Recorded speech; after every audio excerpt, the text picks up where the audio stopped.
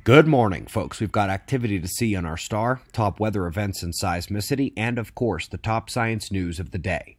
Let's get started with our star at spaceweathernews.com, and we find the last day on the sun not much different from yesterday. The smallest of patchy coronal holes is turning through, but no sunspots and no solar flares. But we do have reason to keep eyes on the solar wind. In purple on the right, a sharp increase in plasma speed is occurring this morning. Thus far, it is nothing major and not producing any geomagnetic activity, but we will keep our eyes on the solar wind telemetry going forward today for further intensifications. Although the sun is now at the end of the 11-year cycle minimum, with no active regions or solar flaring, preparing to start another cycle, there is still reason to watch now. In addition to the coronal hole streams that exist in sunspot minimum, the plasma filaments, which care not what phase of the sunspot cycle it is, continue to dance through the corona, often with violent whip action, and when they release CMEs, it can be devastating, so a constant vigilance is required there. Up next, we're going to Himawari, and we're seeing the upper-level water vapor returns on the typhoon that just hit Tokyo. It ran through quickly, dissipated as it began moving out to sea, but the largest economic hub in Japan was paralyzed for hours as the flash flooding and urban infrastructure exacerbation of the inundation was the cherry on the wind damage. Let's look ahead to tonight. Got a strong system moving through the Midwest and up into Canada today, and we will also look southward to the east coast of Uruguay and inland towards northeastern Argentina. Tremendous flood potential there on that storm. Quick note from India, as they believe a thermal image of the lunar surface reveals their lander about 500 meters from its planned destination. They say it appears to be intact, but they have been unable to operate the device or even make communication.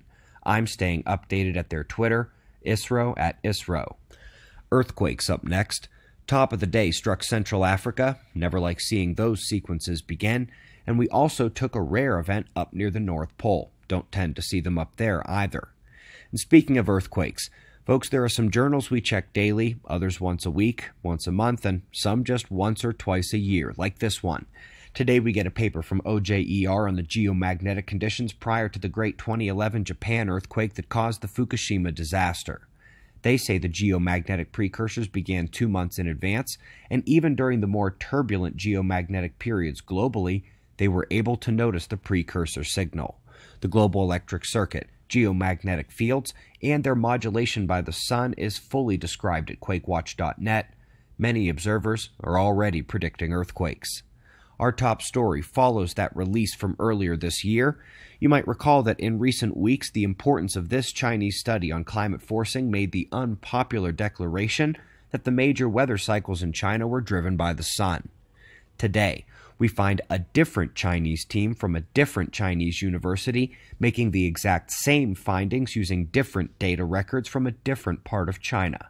Extreme heat, cold, drought, and flooding all tied closely with sunspot numbers, which has implications for irradiance, but most of all for particle forcing. And that's everything. The UN's official climate group, the IPCC, has allowed particle forcing for the first time in the upcoming run of models and analysis. This comes after 40 years of leaning on solar irradiance only, and those who understand the data expect it to utterly upend climate science. Why did they allow solar particles? What is expected to happen with the data? What are the implications of their broadening the perspective on energy from space? The answer comes in Climate Forcing, our film put out 12 days ago, linked below, and when sharing it, consider framing it like I did. After 40 years, the officials changed the game. But why? This is why. We greatly appreciate your support. All 3 movies we released last month are linked below. Website members, you've got a couple new deeper look episodes, including on the hikers and plasma scenario we discussed yesterday. We've got wind map forecasts and shots of our star to close. We'll do this all again tomorrow, right here, but right now it's 4:20 a.m. in the new Valley of the Sun. Eyes open, no fear.